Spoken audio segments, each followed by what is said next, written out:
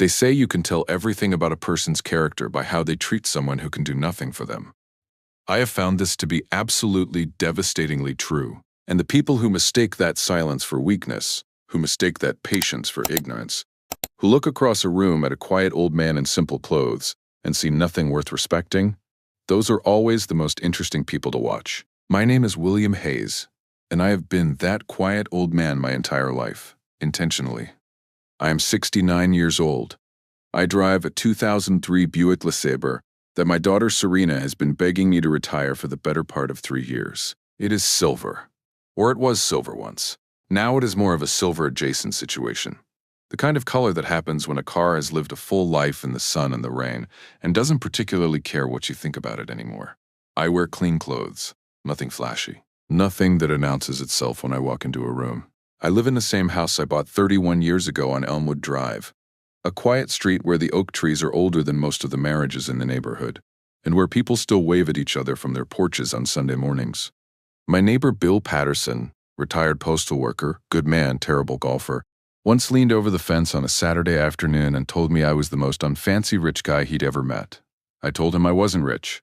He laughed. I laughed. We talked about his tomato garden for 20 minutes, and I went back inside. Here is what Bill Patterson doesn't know, what my Sunday morning church friends don't know, what the young man at the dealership who once tried to sell me something newer didn't know when I smiled politely and said, "The LeSabre is just fine, son." I own Cornerstone Group, real estate, private equity, a media subsidiary, holdings across 4 states and 3 countries, structured through a network of companies so carefully layered that my name appears nowhere obvious, no Forbes profile, no charity gala with my photo on a banner, no profile in any business magazine with a headline about my journey to the top. I built it that way deliberately, brick by brick, decision by decision, over 4 decades of getting up before sunrise and going to bed after midnight, and never once confusing visibility with value. Cornerstone Group is worth $3.1 billion. I drive a car with a dented mirror and an air conditioner that does whatever it wants, and I would not change a single thing. Now, let me tell you about my daughter. Serena Hayes Cross is 34 years old, and she is, without any exaggeration, the finest thing I've ever built. Smarter than me, warmer than her mother, God rest her soul. She has this laugh that starts quiet and then takes over an entire room before she even realizes it's happening. When she was 7 years old, she negotiated an extra 30 minutes of TV time from me using a 3-point argument that I genuinely did not have a counter to. I remember sitting there thinking, this child is going to be dangerous one day. I was right. What I did not anticipate was who she was going to marry. 3 years ago, Serena brought home Aaron Cross. Now, I want to be fair to Aaron. I want to be measured and balanced and give the man his due. So, let me say this as generously as I possibly can. Aaron Cross is the human equivalent of a firm handshake that goes on just a little too long. He is 38 years old. 6 feet even. Good-looking in the way that men who spend considerable time in front of mirrors tend to be. He wears suits that fit him perfectly, and watches that cost more than some people's cars, and he has this habit of steering every conversation, every single one, back to something he has achieved, something he owns, or somewhere impressive he has recently been. Within the first 15 minutes of meeting me, he mentioned his MBA, his golf handicap, and the fact that he had recently been to a conference in Geneva. Geneva. He said the word Geneva the way people say it when they want you to know they have been to Geneva. I nodded. I said, "That's wonderful, son." 6 months after meeting Serena, Aaron Cross was appointed CEO of CrossPoint Logistics. Now here is where the story gets interesting, and I need you to stay with me here because this is important. CrossPoint Logistics is one of Cornerstone Group's subsidiaries, a solid company. 412 employees. Contracts with some of the largest distribution networks in the country. Good bones, real value. Aaron Cross got that job through what appeared to be a completely standard competitive search process. Recruitment firm, multiple rounds of interviews, reference checks, board evaluation. The whole process looked immaculate from the outside. What nobody knew, what Aaron Cross specifically did not know and still does not know to this day, is that I quietly controlled every single step of that process from beginning to end. I watched his interviews through a one-way arrangement with the recruitment firm. I reviewed his references personally. I read every evaluation the board submitted. I approved his compensation package. I signed off on his appointment. And then I went home, changed into my gardening clothes, and planted 3 rose bushes along the back fence. Aaron Cross became CEO of my company. He sent me a text that evening that said, "Big news. Just landed a huge CEO role. Serena is so proud. Hard work pays off." I replied, "Congratulations, son.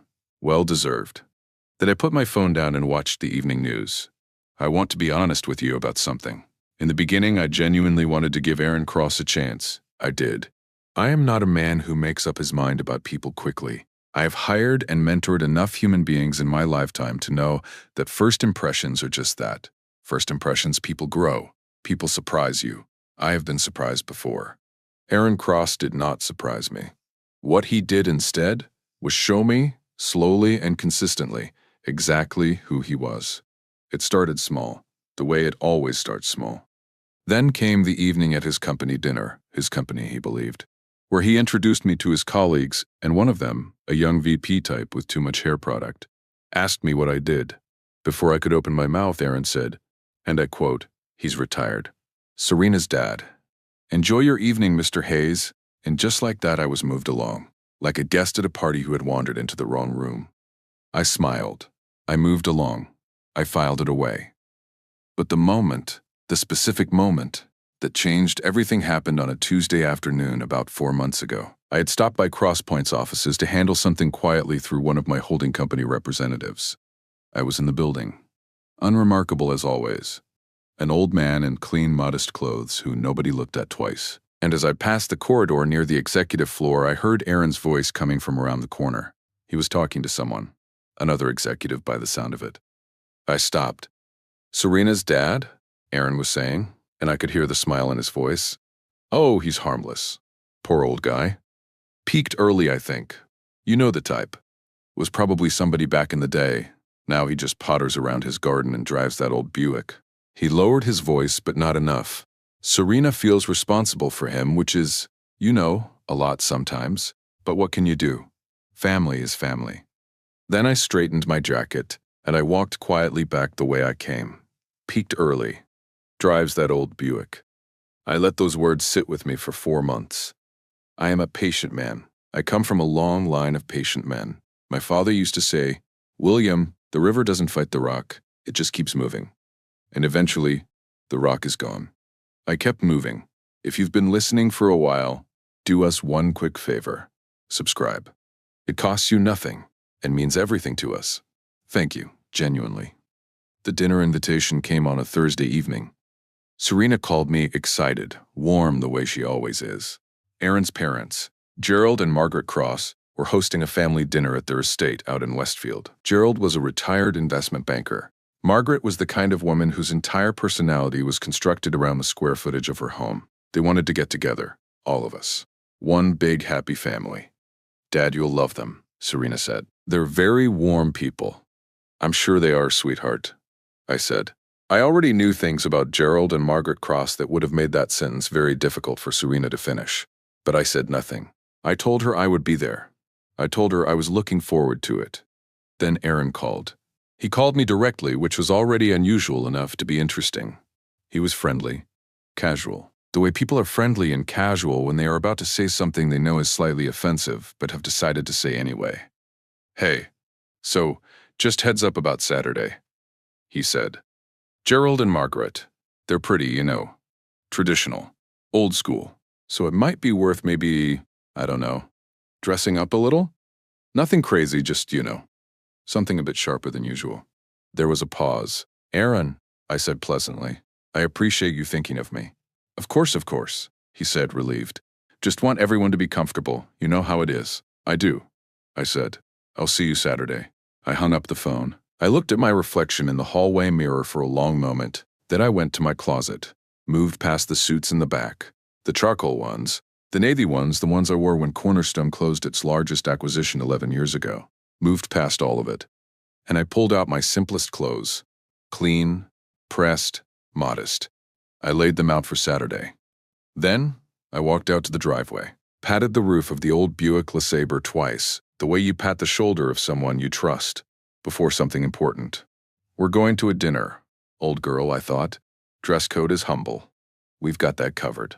Because here is what Aaron Cross did not understand. Here's what Gerald and Margaret Cross did not understand. Here's what nobody in that dining room was going to understand until it was far too late. I wasn't dressing down because I had nothing better. I was dressing down because I wanted to see exactly who they were when they thought nothing was at stake. And I had a feeling, a very quiet, very certain, 40 years in the making kind of feeling, that they were about to show me everything. Saturday was coming, and so was I. Saturday arrived the way important days always do. Quietly, without fanfare, like it had no idea what it was about to become. I woke up at 5:30 in the morning the way I have woken up every day for the last 40 years. Made my coffee, black, no sugar, the same way my father drank it and his father before him. Sat at my kitchen table by the window that looks out onto the garden and watched the morning come in slow and gray over the oak tree in the backyard. I was calm. I am always calm. It is perhaps the most underestimated weapon a man can possess. I dressed slowly and deliberately. Clean slacks. A simple button-down shirt, light blue, pressed the night before. My everyday shoes, polished but unremarkable. No watch worth mentioning. I looked at myself in the hallway mirror for a moment and thought, yes, that's exactly right. I walked out to the driveway. The LeSabre sat there in the morning light, silver and unhurried, the cracked passenger mirror catching a thin sliver of the early sun. I got in. The engine turned over with its familiar morning groan, that low rattling complaint that I have come to find oddly comforting, and then settled into its steady idle. Let's go see who these people are, I thought, and I drove to Westfield. The Cross estate sat at the end of a long private driveway lined with trimmed hedges that were maintained with the kind of aggressive perfection that communicates a specific message to anyone arriving. We are people who control things, even the hedges. I pulled the LeSabre through the gate and followed the driveway to the front of the house. There was a young man stationed near the entrance, not quite a valet, not quite a butler, but something in between, whose entire job appeared to be making arriving guests feel either welcomed or assessed depending on what they drove. He looked at the LeSabre, then he looked at me, then he looked back at the LeSabre with an expression I have seen many times in my life. The expression of a young man performing a rapid and unfavorable calculation. "Good evening, sir," he said, recovering professionally. "I can take your car around." "Thank you, son," I said, handing him the keys. "She pulls a little to the left. Don't let that alarm you." He nodded with the focused expression of a man trying very hard not to have any further feelings about the vehicle he had just been handed. I straightened my shirt and walked toward the front door. Gerald Cross opened it before I could knock. He was a tall man. 72. Silver-haired, broad-shouldered, the kind of physical presence that had probably commanded rooms effortlessly for most of his life. He was dressed in that particular way of wealthy men at home. Expensive casual, the kind of clothes that cost more than formal wear but are designed to look relaxed. His smile when he saw me was warm, practiced, the kind of smile that is assembled rather than felt. "William," he said, extending his hand. "So glad you could make it. Come in, come in." His handshake lasted exactly as long as it needed to and not 1 second more. I noticed. The house was everything the driveway had promised. High ceilings. Art on the walls that was chosen to be impressive rather than loved. A staircase that curved upward with the quiet confidence of a staircase that knows it is being admired. Every surface communicated the same thing. We have always had this. We were born into this. This is simply what our life looks like. Margaret Cross appeared from the direction of what I assumed was the sitting room. She was elegant in the way that certain women of a certain generation and tax bracket are elegant. Assembled, precise, not a single detail unconsidered. Her jewelry was understated in the specific way that very expensive jewelry is understated, which is to say, it was not understated at all. "William," she said warmly, taking both my hands in hers the way people do when they want physical contact to substitute for actual sincerity. "We have heard so much about you. You are just as sweet as Serena described." Sweet. There it was. First word out of her mouth. Sweet. Not impressive. Not accomplished. Not interesting. Sweet. The word people use for golden retrievers and elderly relatives who don't quite follow the conversation anymore. "Thank you, Margaret," I said warmly. "You have a beautiful home," she beamed. People who have built their identity around their possessions never tire of hearing their possessions complimented. Serena appeared from across the room and crossed to me immediately, wrapping her arms around me the way she has since she was 4 years old. I held on to that hug for just a moment longer than usual. "You look great, Dad," she whispered. "So do you, sweetheart?" I said. Aaron materialized behind her. He looked at my outfit with an expression he controlled very quickly. Just a flicker, half a second. But I caught it the way I always catch things. A brief, pained look that said I specifically asked him to dress up, followed immediately by the recovery smile. "William, glad you made it," he said, clapping me on the shoulder the way men do when they are performing warmth for an audience. "Come on in. Gerald just opened something special." Something special. I would come to understand that this was the theme of the evening. Everything, the wine, the food, the house, the family, was something special. Everything except me. We moved to the dining room. The table was set with the kind of deliberate formality that takes hours to arrange and is specifically designed to make certain guests feel the gap between themselves and their hosts. Crystal glasses, heavy silverware, candles that had probably never been lit before tonight and would likely never be lit again. I sat down, I unfolded my napkin, I looked around the table at these people who had invited me into their home, and I became invisible. Not because anyone made me invisible, because I chose it. I have spent 69 years learning that the most dangerous thing a man can do in a room full of people who underestimate him is correct that underestimation too soon. So I sat, I smiled, I asked polite questions, I complimented the wine I had not yet tasted. And I watched. Gerald led the conversation the way men like Gerald always lead conversations. From the front, loudly, with the absolute confidence of someone who has never once been told he was talking too much. He spoke about the markets, about a recent trip to Scotland, about Aaron's extraordinary instincts at Crosspoint. "The boy has completely transformed that company," Gerald said, swirling his glass. "The board respects him enormously. I always knew he had it in him. Leadership is in the blood, I believe. Just, informatively, the way people look at you when they want to establish a contrast without having to say it directly." I nodded appreciatively. "That's wonderful," I said. "You must be very proud." Then she turned to Serena with a smile that had a very specific shape. "And Serena, you must feel so secure. Having a husband who provides so well. It's such a blessing. Not every girl is so lucky." The table went slightly quiet for just a fraction of a second. Serena smiled graciously, but I saw her eyes. I saw them. I picked up my water glass and took a slow sip and said absolutely nothing, because the envelope hadn't arrived yet. And I knew, with the quiet certainty of a man who has been patient for 40 years, that when it did, everything at this table was going to change. I just had to wait a little longer. There is a moment in every long game when patience stops being a virtue and becomes a verdict. That moment arrived with dessert. I had been sitting at that table for 2 hours. 2 hours of nodding, 2 hours of smiling, 2 hours of asking questions I already knew the answers to, and complimenting wine I didn't particularly care about, and laughing at Gerald Cross's stories that weren't quite as funny as Gerald Cross believed them to be. I had played my role flawlessly. The sweet old man, Serena's retired dad, the fellow with the funny car who peeked early and potters around his garden on Sunday mornings. I wore that role like a comfortable jacket all evening, and not one person at that table suspected for a single second that underneath it was something else entirely. Then Gerald reached beneath his chair, and I felt it. That quiet internal shift that I have learned to recognize over 40 years. The shift that happens when a situation moves from prologue to story, when the thing you have been waiting for finally arrives. He placed the leather-bound document on the table, smoothed it once with his palm, and slid it across to me. "William," Gerald said, his voice dropping into the measured register of a man who has rehearsed this moment, "there's something we'd like to discuss. As a family." I looked at the document. I did not touch it yet. Margaret's hands were folded on the table. Aaron had straightened in his chair with the posture of a man trying to look casual about something he is not casual about at all. Serena glanced at me, quick, uncertain, and then looked back at her father-in-law. I looked at her hands in her lap. They were not still. "Aaron has a vision," Gerald continued. "A real vision. An independent venture, his own company built from the ground up. The kind of opportunity that only comes once in a man's life. We believe in him completely." "As you should," I said warmly.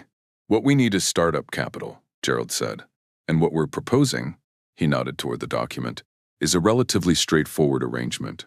Serena's inheritance, used as collateral to secure the initial funding. Fully legal, properly drawn up, above board in every way." He paused, leaned forward slightly. "We just need your blessing, William." As Serena's father. Then at Margaret, whose smile had the fixed quality of something applied rather than felt. Then at Aaron.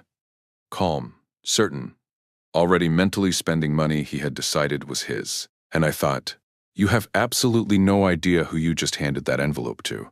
I picked up the document, opened it, read every single page slowly and deliberately, while the candles flickered and the clock on the wall marked every second, and nobody at that table dared say a word. I read every carefully worded paragraph, every number. Then I closed it, set it gently back on the table, picked up my water glass, took a slow, unhurried sip, and looked at Gerald Cross with the warmest smile I own. "I appreciate the thought that went into this," I said pleasantly. "I'll review it carefully." Gerald exhaled like a man who had been holding his breath for an hour. Aaron's shoulders dropped half an inch. Margaret reached for her wine with the relieved energy of a woman who believes the hard part is over. They thought they had won. I finished my water, made pleasant conversation for another 20 minutes, thanked Margaret for a wonderful evening, shook Gerald's hand, a full handshake this time, firm, my eyes holding his just 1 second longer than necessary. He didn't know what that second meant.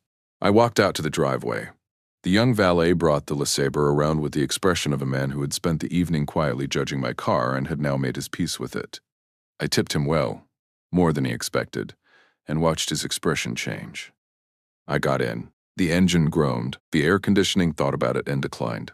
I pulled out of that driveway and drove home through the dark, quiet streets, and I was so calm it probably would have frightened people who knew what I was about to do. I said nothing for 14 days. Not a word, not a reaction, not a single visible ripple on the surface of my life. I tended my garden Sunday morning, had coffee with Bill Patterson Wednesday afternoon, went to church, drove the LeSabre to the grocery store and back. On day 4, Aaron texted me. "Hey, William, just checking in. Hope you had a chance to look at the proposal. Exciting stuff, right?" I waited 3 hours. Then I typed, "Still reviewing, son. These things take time." He sent a thumbs up emoji. I set my phone down and made a phone call. Not to Aaron, not to Gerald. To 3 very specific people. The senior members of the Crosspoint Logistics Board of Directors. Men who had known me for years.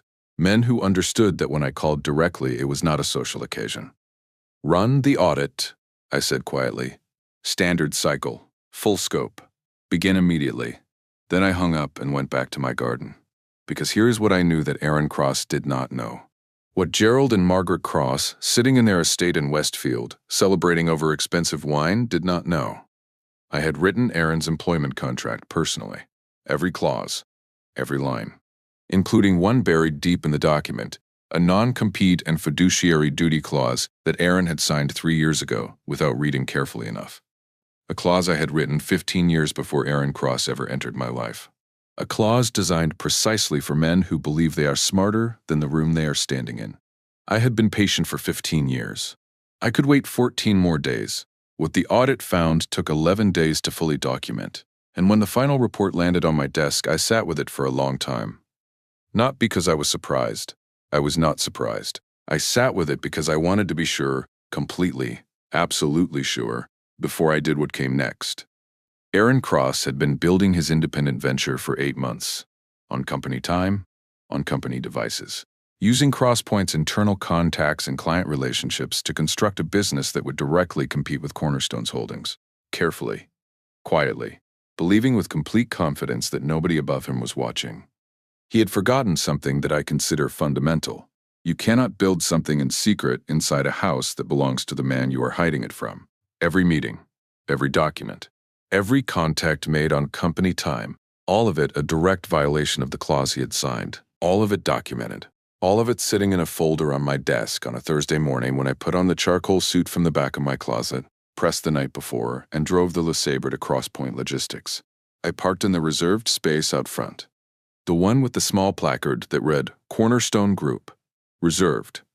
The one Aaron Cross had driven past 3 times a week for 3 years without once asking whose name belonged to it. I walked into that conference room, and I sat at the head of the table, board members to my left, legal team to my right, the audit findings in a folder in front of me. And in approximately 4 minutes, Aaron Cross walking through that door believing he was arriving for a routine check-in. I straightened my jacket. I waited. The door opened. He walked in carrying his usual confidence like a coat. Easy, natural, fitted perfectly to his shoulders. He scanned the room, took in the board members, the lawyers, the documents on the table, and then his eyes found me, sitting at his table, in his conference room, in a suit he had never seen me wear. I watched it happen in real time, the understanding moving across his face in slow motion, floor by floor. The recruitment search, the contract, the audit. Gerald's proud smile, the envelope sliding across the table. Every single moment of the last 3 years arriving all at once in that conference room. On a Thursday morning, the silence lasted 10 full seconds. I let every one of them land. Then I said quietly, "Sit down, Aaron." He sat. "I'm going to say this once," I said. "Not because I'm angry. I want you to understand that. I am not angry. Anger is for men who didn't see this coming.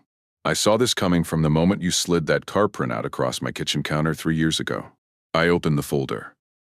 Crosspoint Logistics is owned by Cornerstone Group. Cornerstone Group is owned by me. Has been for 19 years. The company you run, the salary you earn, the reputation you have spent 3 years building your entire identity around, exists because I built it. I appointed you because I believed in what I saw. I gave you every resource you needed to become something real. And for 8 months, you used those resources to construct something designed to compete against the very foundation that made you. I closed the folder. The clause in your contract covers every single thing the audit found. Our legal team is prepared to pursue this to its full conclusion if necessary. Every trace of the confidence he had walked in with was gone. He looked, suddenly, and for the first time since I had known him, very young, very small, very far from Geneva. "However," I said, "I am not interested in destroying you. I am interested in clarity. So here's what happens next. You resign, today, quietly, professionally. Your reputation stays intact, and this stays between these walls, or we proceed legally and everything in this folder becomes part of a very public record." He looked at the board members, neutral. He looked at the lawyers, neutral. He looked back at me and I saw something in his eyes that I had not expected, and that I will be honest, it moved me slightly. Not anger, not defiance, not the performance of a man trying to salvage a situation. Shame. Real shame. The deep, quiet kind. The kind that only comes when a man finally sees himself with complete clarity and does not like what he finds. "I'll resign," he said. Quietly. Like the words cost him something. "Good," I said. I stood up, buttoned my jacket, picked up my folder. "One more thing," I said at the door. "The proposal your father presented at dinner. Serena's inheritance as collateral. I let that sit for exactly 1 second. My lawyers transferred her inheritance this morning. Directly into her name.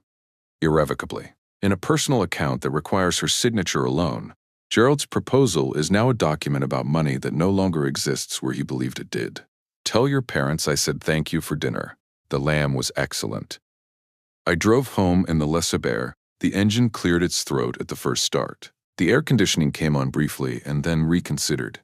The cracked passenger mirror caught the last of the afternoon light as I turned onto Elmwood Drive and pulled into my driveway. I sat in the car for a moment. Just sat. 31 years of being the man nobody looked at twice, and knowing exactly who I was the entire time. I patted the dashboard once. Good girl, I thought. Then I went inside and called my daughter. She arrived 20 minutes later and found me at the old wooden kitchen table. 2 cups of tea already poured. She sat down across from me and looked at my face for a long, careful moment, the way she has looked at my face since she was 4 years old, reading it like a map she has known her whole life. From the beginning, the company, the structure, the Crosspoint appointment, the contract clause I had written 15 years ago, the audit, the boardroom, the inheritance transfer, every piece of it laid out quietly. When I finished, Serena was silent for a long time. Then Serena looked up at me and asked the question, the only question, the one I had been carrying the answer to for 30 years. "Dad, why didn't you ever tell me about any of it?" I looked down at my cup, looked out at the dark garden, looked back at my daughter, at her mother's eyes in her face, at the laugh that takes over rooms, at the 7-year-old who out-argued me over television time and won. "Because I wanted you to choose your life," I said. "Not have it chosen by what I own. I never wanted you to look at me and see a company.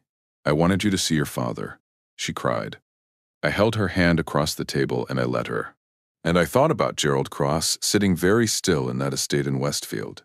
Margaret setting down her wine. Aaron finding the words to explain to his parents why the quiet old man in the simple clothes had turned out to be the one person in that dining room they should never, not for one single second, have underestimated.